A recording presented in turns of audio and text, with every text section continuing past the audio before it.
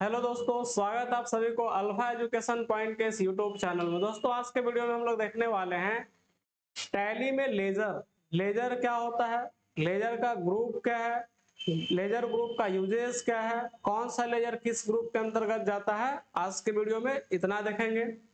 पिछले वीडियो की बात अगर हम लोग बात करते हैं तो पिछले वीडियो में हम लोग देखे थे टैली क्या है, टैली का यूजेस क्या है, अकाउंट्स किसको बोला जाता है, अकाउंट्स का टाइप क्या है, जो अकाउंट्स का टाइप होता है उसका रूल्स क्या है, और कुछ क्वेश्चंस का हम लोग देख डेबिट क्रेडिट किस तरह से किया जाता है, क्वेश्चन सॉल्व किए थे। तो आज के वीडियो में हम लोग देखने वाले हैं लेजर।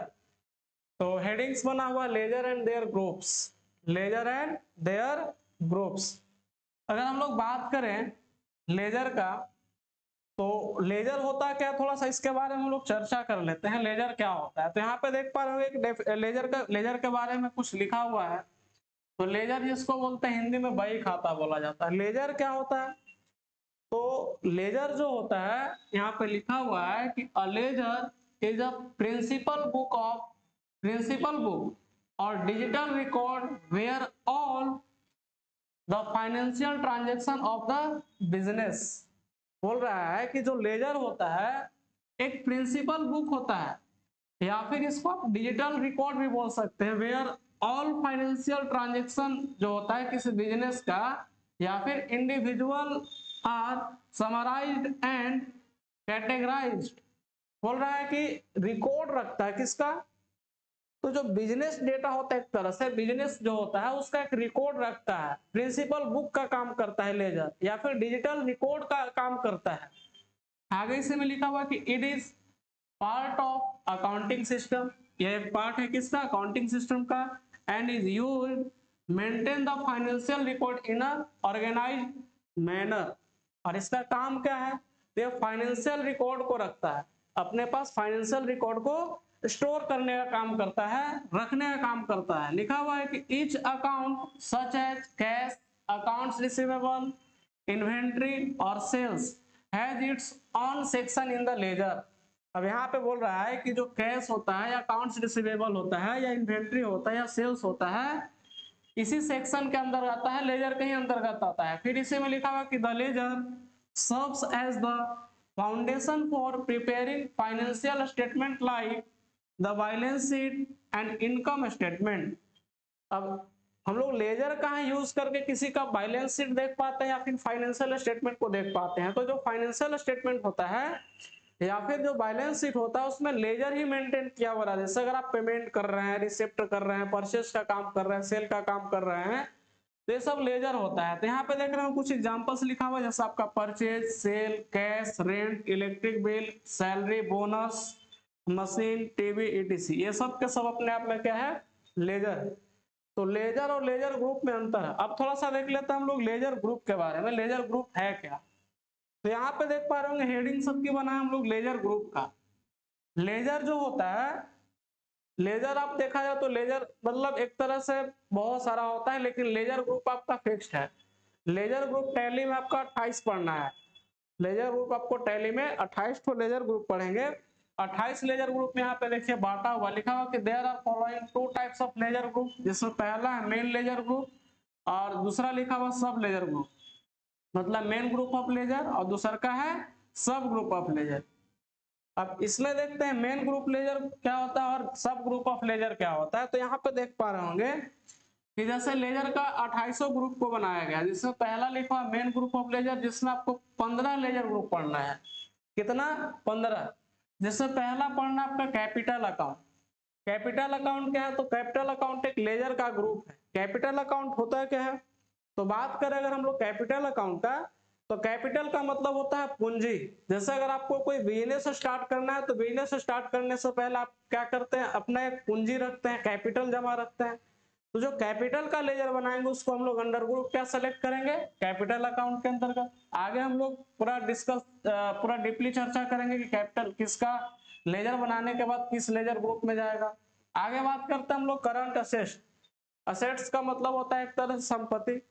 तो करंट असेट्स में जो आपके पास करंट में जो भी असेट्स होगा उसको एंट्री करेंगे। करंट लायबिलिटीज, इसमें ये भी आपका एक लेजर का ग्रुप है। फिक्स असेट्स, फिक्स एसेट्स में आता है संपत्ति, जैसे अगर मान के चलिए मेरे पास लैपटॉप है, स्मार्ट बोर्ड है, फैन है, कंप्यूटर्स है, तो ये सब का अगर आप लेजर जब क्रिएट करिएगा तो इसके लिए जो हम लोग ग्रुप चुनेंगे इसके लिए हम लोग यूज करेंगे फिक्स एसेट्स का।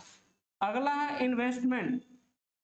इन्वेस्टमेंट जैसे आप म्यूचुअल फंड का अगर आप लेजर बना रहे हैं, शेयर मार्केट में अगर आप कुछ पैसा इन्वेस्ट किए हैं तो इसके लिए जो लेजर ग्रुप हम लोग यूज करते हैं जिसका नाम है इन्वेस्टमेंट। लोन एंड लायबिलिटीज, तो लोन एंड लायबिलिटीज में एक तरह से इसमें दो तरह से जाता है लोन एंड लायबिलिटीज में, एक होता है सिक्योर लोन जो कि आगे हम लोग देखने वाले हैं, एक होता है अनसिक्योर लोन।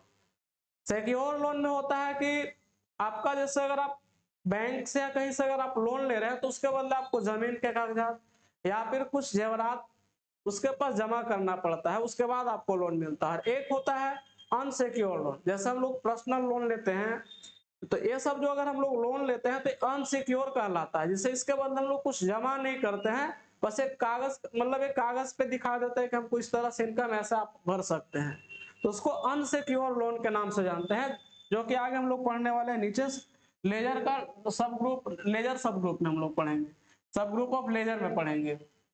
फिर नेक्स्ट है suspense.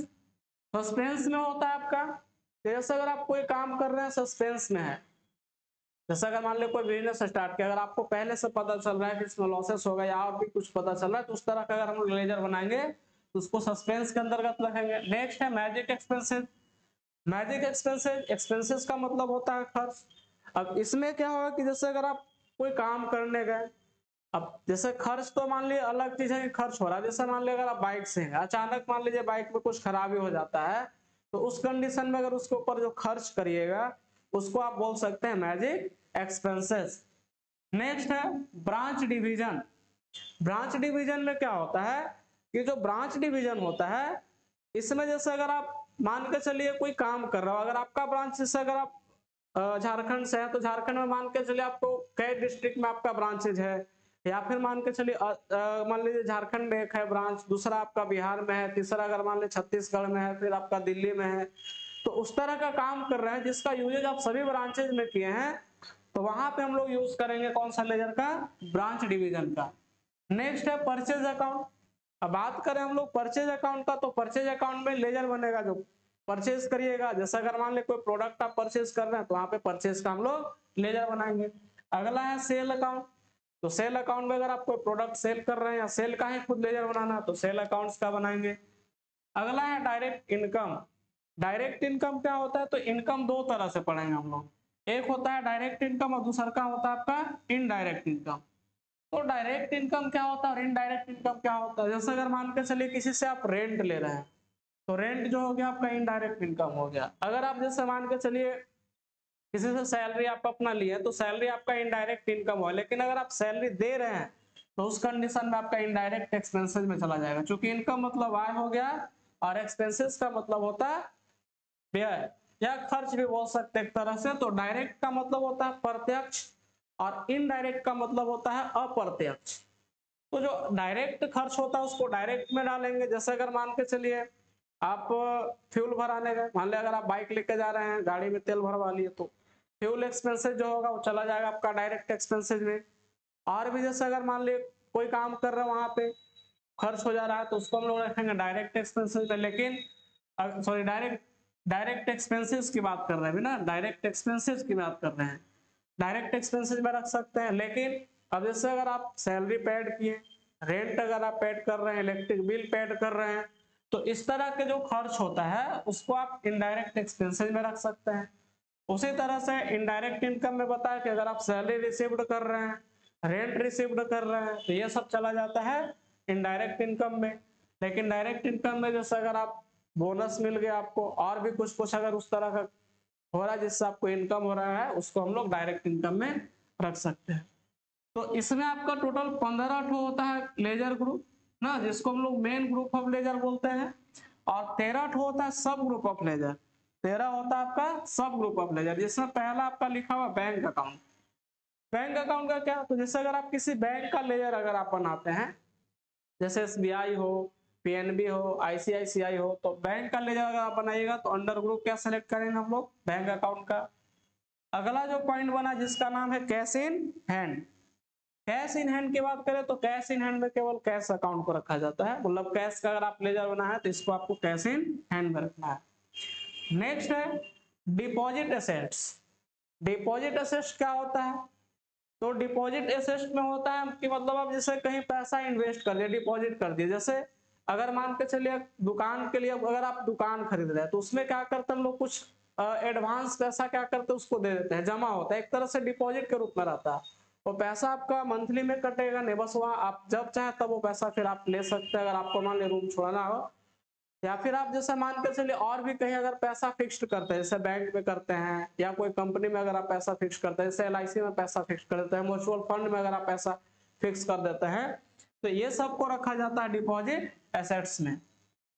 Loan advance, loan advance की अगर हम लोग बात करें, जैसे अगर आप लोन ले रहे हैं तो एडवांस मतलब एक तरह से आप कर सकते हैं। ओके, नेक्स्ट है स्टॉक इन हैंड।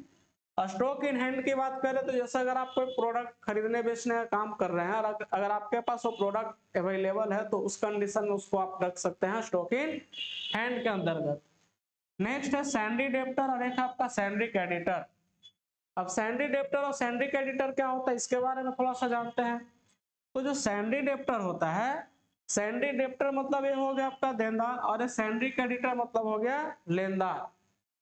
अब जैसे मान लीजिए कोई सामान अगर आप किसी को बेचे, जैसे अगर मान के चलिए, एक मान के चलिए अगर आप टीवी लिए, अगर आप टीवी बेच रहे हैं, सेल किए अगर टीवी किसको, आकाश को, तो जो आकाश का हम लोग लेजर बनाएंगे इसके लिए अंडर ग्रुप जो हम लोग यूज करेंगे वो सैंडी डेप्टर में रखेंगे, क्योंकि आकाश क्या काम करेगा, सामान लेने का, लेकिन कैश क्या करेगा, कैश इसको डेबिट करना होगा। लेकिन अगर इसी टीवी को अगर हम परचेज कर रहे हैं, परचेज कर रहे हैं, तो परचेज के कंडीशन में जो होता है सैंडी क्रेडिटर में, अगर मेरा लेजर या फिर आप किसी मान लीजिए अगर बेच रहा है, तो अगर मान के चलिए आकाश अगर बेचने का काम करता, आकाश अगर बेचने वाला पार्टी है तो इसको रखते हैं हम लोग सैंडी क्रेडिटर में, लेकिन आकाश अगर आप आकाश को आप बेच रहे हैं तो आकाश हो जाएगा सैंडी डेबिटर में।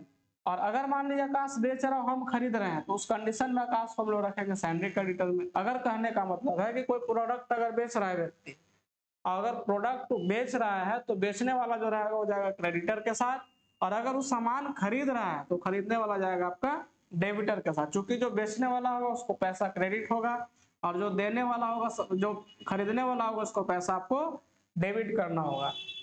आगे बात करते हैं हम लोग टैक्सेस का। तो टैक्सेस में क्या होता है, तो टैक्सेस में जो काम होता है इसमें टैक्स को लिखा जाता है, जैसे आपको GST का लेजर बना रहे हैं, TDS का बना रहे हैं, सेस का बना रहे हैं, तो इस सब का जो लेजर आप बनाइएगा इसके लिए हम लोग यूज करेंगे ड्यूटीज एंड टैक्सेस का।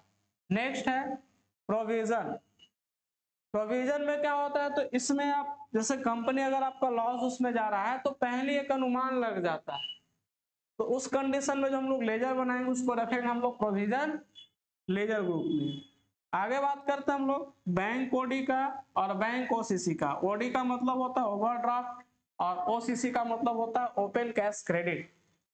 तो इसमें ऐसे देखा जाए तो बैंक ओडी, बैंक OCC और एक होता है आपका क्रेडिट कार्ड, जिसको आज के दौर में हम लोग क्रेडिट कार्ड यूज करते हैं। जैसे अगर मान के चलिए क्या होता है कि अगर आप SBI का क्रेडिट कार्ड ले ली तो उसमें क्या होता है, एक तरह से आपको लोन ही टाइप से मिल जाता है, जैसे उसमें आपको कुछ अमाउंट का लिमिटेशन रहेगा कि उतना तक आप उस क्रेडिट कार्ड का यूज करके आप कोई प्रोडक्ट खरीद सकते हैं, उस पैसा को आप खर्च कर सकते हैं। तो उसका एक ड्यूरेशन होता है, ड्यूरेशन के साथ साथ जैसे अगर आप एक मंथ में मान लीजिए जो भी पैसा उठाए तो उसका एक टाइमिंग रहेगा, ड्यूरेशन रहेगा, कितना मंथ में आपको उसमें भर देना है। तो जैसे अगर मान के चलिए क्रेडिट कार्ड वगैरह का अगर आप लेजर बना रहे हैं तो उस कंडीशन में उसको जो अंडर ग्रुप हम लोग यूज करेंगे बैंक ओडी या बैंक OCC का यूज करेंगे। अगला है सिक्योर और अनसिक्योर लोन। इसके बारे में हम लोग यहीं पे चर्चा किए थे लोन एंड लायबिलिटीज में।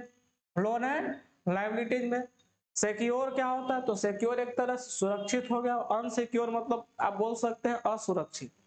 सिक्योर में होता है कि जैसे अगर आप लोन ले रहे हैं या मान के चलिए अगर आप लोन देने का काम कर रहे हैं, तो जो लोन दे रहे हैं उसके बदले आपको कुछ मिलेगा, जैसे आपको जमीन के कागजात मिल जाए या फिर बताए कि अगर आप ज्वेलर्स मिल जाए आपको, तो उसके बदले जो लोन लेता है उसके बदले आपको कुछ मिल जाता है।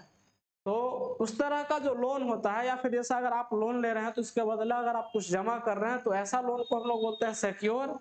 और जैसे अगर मान लें हम लोग पर्सनल लोन वगैरह लेते हैं तो इस सब को बोला जाता है अनसिक्योर लोन। अब देख लेते हैं थोड़ा सा कुछ कुछ यहाँ पे कि जैसे अगर हम लोग कुछ लेजर बनाते हैं, लेजर का अंडर ग्रुप क्या होगा, वाउचर एंट्री के लिए पेज कौन सा यूज करेंगे, तो ये काफी इंपॉर्टेंट होने वाला है। तो इसमें कुछ कुछ शॉर्टकट्स भी रहेगा आपका ना, कुछ ग्रुप का भी नाम। जैसे अगर देखा जाए तो उसमें टोटल जितना भी ग्रुप्स है, सब ग्रुप का हम लोग मतलब यूज नहीं करना है एजुकेशनल मोड में। जैसे बहुत ऐसा है जो बैंकिंग वगैरह में यूज किया जाता है। अब जैसे मान लीजिए लोन एंड लायबिलिटीज का होगा, सिक्योर लोन का होगा, अनसिक्योर लोन का होगा, या फिर जैसे अगर मान के चलिए हम लोग बात करें बैंक ओसीसी का, बैंक ओडी का, तो सबका एंट्री यहाँ पे पॉसिबल नहीं है, मतलब कर सकते हैं लेकिन यूजेज मतलब एजुकेशनल मोड में उस तरह का नहीं है। जो यूजेज है यहाँ पे देखिए लिखा हुआ ज्यादा यूज होगा यहाँ पे टैली में। तो यहाँ पे हम लोग जैसे यहाँ पे हेडिंग्स बनाए लेजर, यहाँ बनाए अंडर ग्रुप, और यहाँ बनाए हम लोग वाउचर एंट्री। अब लेजर अंडर ग्रुप और वाउचर एंट्री की अगर हम लोग बात करें तो पहला देखिए हम लोग जो लेजर बनाए जिसका नाम रखे हैं कैपिटल। अगर आप कैपिटल का लेजर बनाते हैं और कैपिटल का जब आप लेजर बनाइएगा तो उसमें अंडर ग्रुप सेलेक्ट लेने के लिए आता है जिसको हम लोग रखेंगे कैपिटल अकाउंट के अंतर्गत। लेकिन इसके लिए जो हम लोग वाउचर एंट्री करेंगे, वाउचर एंट्री करने का मतलब डेबिट या क्रेडिट करने का काम करेंगे, उसके लिए हम लोग जो पेज यूज करेंगे पेज का नाम रहेगा रिसिप्ट। और उस पेज को लाने के लिए हम लोग शॉर्टकट की प्रेस करेंगे फंक्शन की में F6। क्या प्रेस करेंगे F6। F6 जैसे प्रेस करिएगा तो जो आपका पेज है रिसिप्ट का वो ओपन हो जाएगा और उसमें आप फिर डेबिट क्रेडिट आसानी से कर सकते हैं। तो आगे हम लोग कुछ क्वेश्चंस भी लिए हैं जिसको दिखाएंगे कैसे करेंगे हम लोग। नेक्स्ट है अगला लेजर है परचेज का। अगर आप लेजर परचेज का बनाते हैं तो अंडर ग्रुप हम लोग परचेज रखेंगे, लेकिन जो पेज यूज करने वाला है जिसका नाम रहेगा पेज परचेज ही, जिसका शॉर्टकट होता है F9। नेक्स्ट है अगला लिखा हुआ सेल, सेल का अंडर ग्रुप सेल अकाउंट होगा और इसका जो वाउचर एंट्री होगा सेल के अंतर्गत जिसका शॉर्टकट होता है F8। परचेज के बाद नेक्स्ट है परचेज रिटर्न।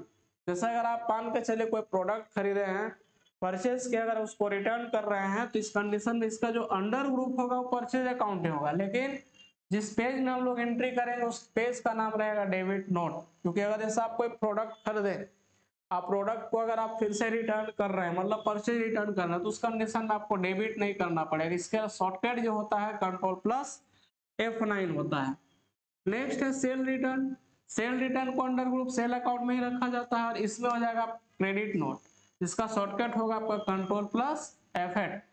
अब जैसे क्रेडिट नोट क्या हुआ, जैसे मान लो अगर आप कोई प्रोडक्ट सेल किया और अगला अगर मान के चलिए आपसे जो सेल किया वो रिटर्न कर रहा है, तो रिटर्न के कंडीशन में आपको क्या होगा तो क्रेडिट नहीं हो पाएगा, इसलिए यहाँ पे पेज का नाम है क्रेडिट नोट और शॉर्टकट है कंट्रोल प्लस F8। उसी तरह से नेक्स्ट है बैंक का। जैसे अभी जस्ट हम लोग चर्चा किए थे लेजर ग्रुप में कि अगर किसी आपको बैंक का नाम लिखना है, जैसे SBI है, PNB, ICICI है, तो इस कंडीशन में उसके लिए जो हम लोग अंडर ग्रुप सेलेक्ट करेंगे जिसका नाम रहेगा आपका बैंक अकाउंट, और जो पेज यूज करेंगे वाउचर एंट्री के लिए उसका पेज का नाम रहेगा कॉन्ट्रा जिसका शॉर्टकट होता है F4।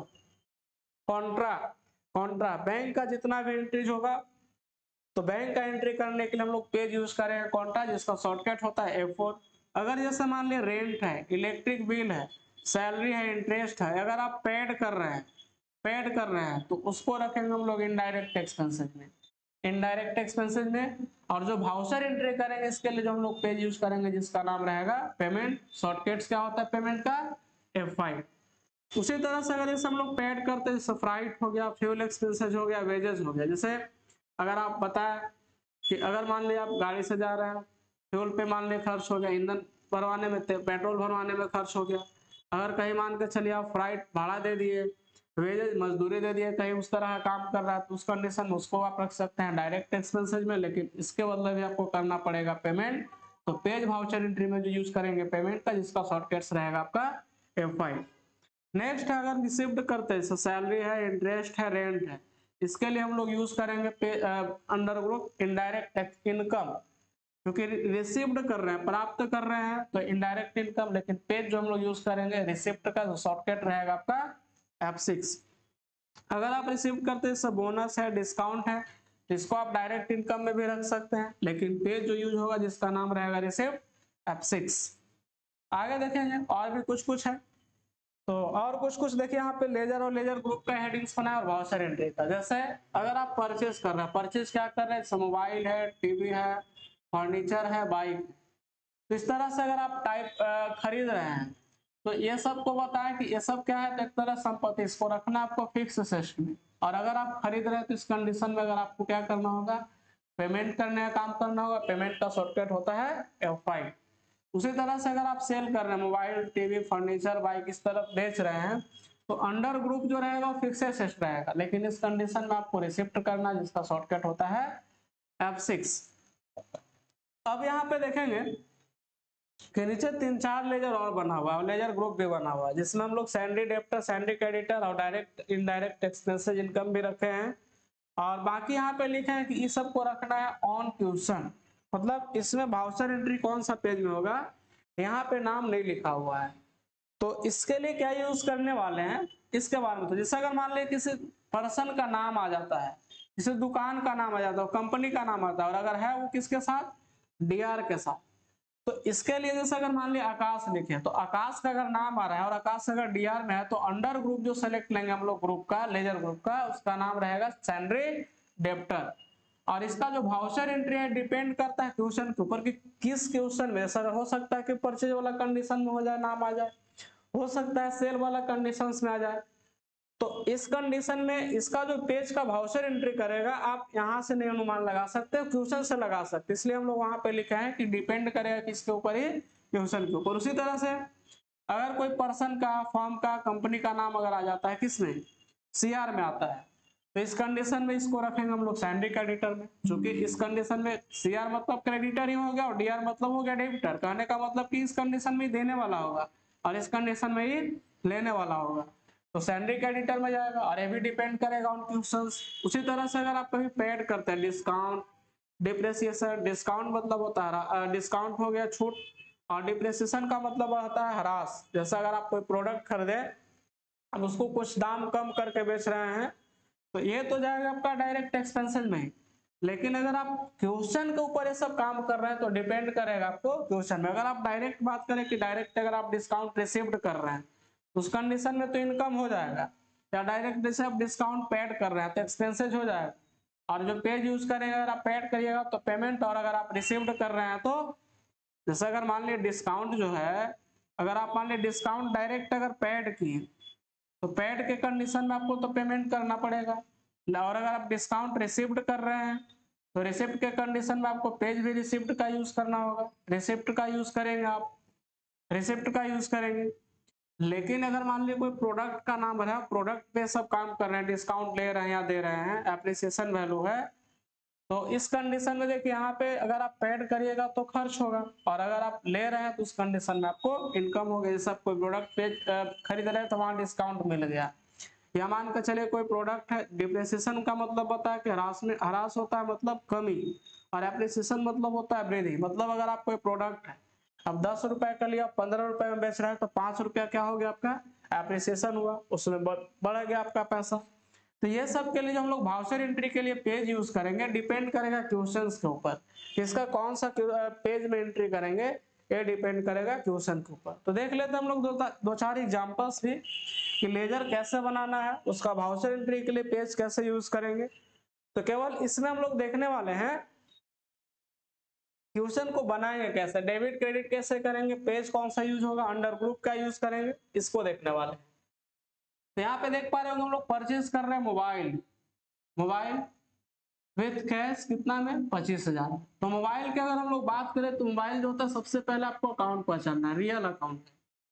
अब रियल अकाउंट की अगर हम लोग बात करें तो रियल अकाउंट का रूल होता है कि जो प्रोडक्ट आप खरीद रहे हैं, मतलब आने वाले को रखना है DR में और जाने वाले को CR में। कहने का मतलब कि रियल अकाउंट में आता है क्या है, तो रियल अकाउंट में बिजनेस में जो प्रोडक्ट आप यूज करते हो सब रियल अकाउंट के अंतर्गत आता है। और इसका प्रोसेस बताएं कि जो आने वाला उसको रखना है DR में और जाने वाले को CR में। तो अगर हम परचेज करते हैं मोबाइल तो हमारे पास मोबाइल आएगा, इसलिए आने वाले को DR में रख देंगे मोबाइल। और अमाउंट कितना है, 25,000 है, तो यहाँ से 25,000 लिखेंगे। हमारे पास से जाएगा क्या, तो सीआर में हो जाएगा आपके पास से जाएगा कैश, कितना जाएगा, तो अमाउंट सेम ही रहेगा। अब बात रहा लेजर का, तो लेजर में एक बात छूट गया है कि जो लेजर होता है, लेजर में आपका कैश का और प्रॉफिट लॉस का लेजर आपको ऑलरेडी बना हुआ रहेगा, मतलब आपको कैश और प्रॉफिट लॉस का लेजर बनाने का जरूरत नहीं है। इसका लेजर टैली में बना हुआ रहता है, आपको अलग से बनाने का जरूरत नहीं है। तो इसमें आपको लेजर भी पहचानना है, लेजर का अंडर ग्रुप क्या होगा, कौन सा पेज में एंट्री होगा, जो भी हम लोग पीछे वाला पेज में देखे थे लिस्ट जो बना हुआ था उसी से। तो यहाँ पे कैश का लेजर बनाने का जरूरत नहीं है, बनेगा केवल मोबाइल का। तो यहाँ से हम लोग मोबाइल का लेजर बनाएंगे। अब मोबाइल की बात करें तो मोबाइल अंडर ग्रुप कहाँ जाएगा, तो ये चला जाएगा आपका फिक्स्ड एसेट्स में। तो अंडर ग्रुप हम लोग यहाँ से रखेंगे फिक्स्ड एसेट्स। इसके लिए पेज, तो अगर आप परचेस कर रहे हैं तो आपको पेमेंट करना पड़ेगा, पेमेंट जिसका शॉर्टकट क्या होता है F5 होता है, तो पेमेंट वाला पेज में एंट्री करेंगे। नेक्स्ट दूसरा क्वेश्चन जो है, दूसरा क्वेश्चन में लिखा हुआ है पेड कर रहे हैं हम लोग सैलरी। अगर हम सैलरी की बात करें तो सैलरी जो आपका है नॉमिनल अकाउंट है, नॉमिनल अकाउंट। और नॉमिनल अकाउंट का रूल क्या कहता है, तो नॉमिनल अकाउंट में हम लोग प्रॉफिट लॉस को रखते हैं। नॉमिनल अकाउंट का रूल कहता है खर्च हानि को डीआर और आय लाभ को सीआर। तो अगर आप पेड कर रहे हैं सैलरी, तो सैलरी एक तरह से खर्च होगा, खर्च को रखना आपको डीआर में, तो डीआर में हो जाएगा आपका सैलरी। और सैलरी का अमाउंट कितना है 15,000, तो यहाँ से लिखेंगे हम लोग 15,000। सीआर में हो जाएगा आपका कैश, तो कैश को रखेंगे, अमाउंट देख लेंगे जो भी अमाउंट है उसको लिख देंगे हम लोग। अब जस्ट बता कि कैश का लेजर बना हुआ रहता है, लेजर किसका बनाएंगे हम लोग, सैलरी का। तो यहाँ से लिख लेंगे हम लोग सैलरी। अब सैलरी जो है हम लोग पेड कर रहे हैं तो खर्च होगा, खर्च को कहाँ रखना है, इनडायरेक्ट एक्सपेंसेस। सैलरी जो जाएगा वो जाएगा इनडायरेक्ट एक्सपेंसेस में। और इसके लिए आपको क्या करना होगा, पेड करने के कंडीशन में आपको करना पड़ेगा पेमेंट। और पेमेंट का जो शॉर्टकट होता है जिसका F5। आगे बात करते हैं डिस्काउंट पेड कर रहे हैं हम लोग, डिस्काउंट पेड कर रहे हैं 2,000 रुपए। डिस्काउंट कौन सा अकाउंट हुआ, तो डिस्काउंट की अगर हम लोग बात करें तो डिस्काउंट जो हुआ ये आपका एवी नॉमिनल अकाउंट हुआ। और नॉमिनल अकाउंट का रूल क्या कहता है, नॉमिनल अकाउंट का रूल कहता है खर्च हानि को डीआर, अवायल आपको सीआर में रखना है। तो डिस्काउंट एक तरह से अगर आप पेड कर रहे थे खर्च हुआ, और खर्च को रखा जाता है डीआर में, तो डीआर में हो जाएगा आपका डिस्काउंट। डिस्काउंट अमाउंट कितना है 2,000, तो 2,000 को डाल देंगे। और सीआर में हो जाएगा आपका कैश, कैश अमाउंट सेम रहेगा। अब लेजर की बात करें तो कैश का लेजर बना हुआ रहता है, डिस्काउंट का लेजर बनेगा। तो यहाँ से अगर आप डिस्काउंट का लेजर बनाते हैं, डिस्काउंट कहा जाएगा, तो डिस्काउंट जो है चला जाएगा डायरेक्ट एक्सपेंसेस में, डायरेक्ट एक्सपेंसेस में। लेकिन इसके लिए भी आपको पेमेंट करना पड़ेगा। तो यहाँ से हम लोग यूज कर लेंगे जो पेज का नाम है इसका पेमेंट, और शॉर्टकट होता है F5।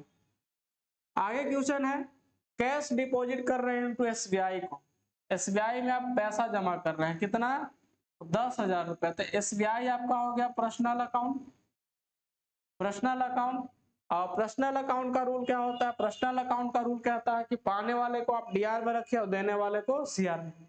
तो कैश जो हम लोग डिपॉजिट करेंगे एसबीआई को, तो एसबीआई हो गया पाने वाला, और पाने वाला को कहाँ रखना है, तो पाने वाला को आपको रखना है डीआर में, तो डीआर में हो जाएगा आपका एसबीआई। अमाउंट कितना है 10,000, तो यहाँ से हम लोग 10,000 लिख देंगे। और सीआर में क्या हो जाएगा, तो सीआर में आपका हो जाएगा कैश। अमाउंट कितना है, तो अमाउंट आपका है 10,000। अब बात रहा लेजर का, तो लेजर कैश का बना हुआ रहता है, बनाना हम लोग को एसबीआई, एसबीआई क्या है, तो नेम ऑफ बैंक। तो यहाँ से एसबीआई का लेजर बनाएंगे हम लोग। एसबीआई कहाँ जाएगा, तो ये चला जाएगा आपका बैंक अकाउंट में, बैंक अकाउंट में। और इसके लिए जो हम लोग पेज यूज करेंगे जिसका नाम रहेगा कॉन्ट्रा, कॉन्ट्रा। इसका शॉर्टकट जो होगा आपका वो होगा F4। तो इस तरह से जैसे ये जो देख रहे हैं हम लोग क्वेश्चन बना रहे हैं, ये तो हो गया मान के चलिए हम लोग लिख करके देख रहे हैं किस तरह से होगा। अब जो क्वेश्चन आप एंट्री करिएगा, वाउचर एंट्री करने का काम करिएगा, वो वाउचर एंट्री करने से पहले आपको सबसे पहले यही डिसाइड करना होगा। जैसे अगर आप कहीं शॉप में काम कर रहे हैं, शोरूम में काम कर रहे हैं, और या फिर और कहीं भी अगर आप अकाउंटिंग का काम कर रहे हैं जहां पे आप कोई प्रोडक्ट खरीद रहे हैं, कोई प्रोडक्ट बेचने का काम कर रहे हैं, या फिर जैसे अगर मान के चलिए आप किसी से पैसा ले रहे हैं, किसी को पैसा दे रहे हैं, तो इसके लिए सबसे पहले अकाउंट्स को क्लासिफाइड करना होगा आपको वाउचर एंट्री करने से पहले कि कौन सा किस अकाउंट के अंतर्गत जाए। इसके अलावा अकाउंट्स क्लासिफाइड करने के बाद आपको अकाउंट्स का रूल याद होना चाहिए कि डेबिट में किसको रखेंगे, क्रेडिट में किसको रखेंगे। इसके बाद उसमें जो डेबिट क्रेडिट के बाद आएगा तो अगला जो पॉइंट आएगा आपका लेजर का, कि लेजर इसमें किसका बनेगा। अब लेजर जब बनेगा तो उसका अंडर ग्रुप क्या रखिएगा, ये सारा आपका आइडिया होना चाहिए। और अंडर ग्रुप के साथ साथ फिर उसका वाउचर एंट्री कौन सा पेज में करिएगा इसके लिए। तो आज के वीडियो में हम लोग यही सब देखें, जिसमें हम लोग देखें लेजर क्या है, लेजर का डेफिनेशन क्या है, लेजर ग्रुप क्या होता है, लेजर का ग्रुप कितना है, सब ग्रुप का यूजेस क्या है, तो ये सारा देखें। और अभी हम लोग देखें मात्र 4 क्वेश्चन, अगले वीडियो में हम लोग और भी क्वेश्चन पर डिस्कस करेंगे, जिसमें आपको वही लेजर कैसे बनेगा, लेजर का अंडर ग्रुप कौन सा होगा, कौन सा पेज में आप एंट्री करिए। अगर आप इसका कॉन्सेप्ट अगर आप क्लियर रहेगा तो आप आसानी से टैली में वाउचर एंट्री का काम कर सकते हैं। तो अगले वीडियो में हम लोग देखने वाले यही कि कुछ क्वेश्चंस रहेगा, उसका DRCR डिस्कस करेंगे, इसके अलावा उस पर लेजर बनाएंगे, अंडर ग्रुप सेलेक्ट करेंगे, वाउचर एंट्री करने वाले हैं। तो आज के वीडियो में फिलहाल इतने ही, मिलते हैं नेक्स्ट वीडियो में, तब तक के लिए धन्यवाद। अगर वीडियो अच्छा लगे तो लाइक करें, शेयर करें, अगर आप चैनल पे नए हैं तो चैनल को सब्सक्राइब जरूर कर दें ताकि आने वाले वीडियो का नोटिफिकेशन आप तक सबसे पहले पहुंचे। धन्यवाद।